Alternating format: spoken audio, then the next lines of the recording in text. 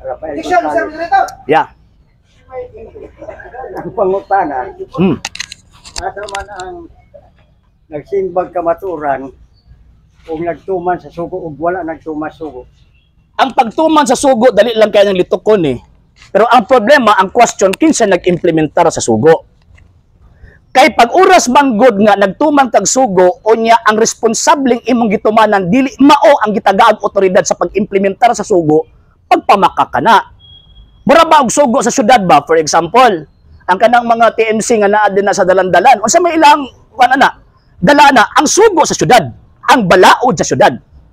Pero ikaw, di man ka, for example, ikaw sir, dili man ka TMC, manakop ka din na usurpation of authority na. Nga naman ka, dili man ka under o dili ka otoridad na mag-implement sa balaod sa syudad. Same pod sa napulo, same pod sa napulo ka sugo. Paminaw ha, same pod sa napulo ka sugo. Dali lang kayo ang pag-claim. Nanituman ko sa sugo, pero ang question, kinsa ang nag-implement? Kung ang 70 Adventist ang nag-implement, baka ko na, piki.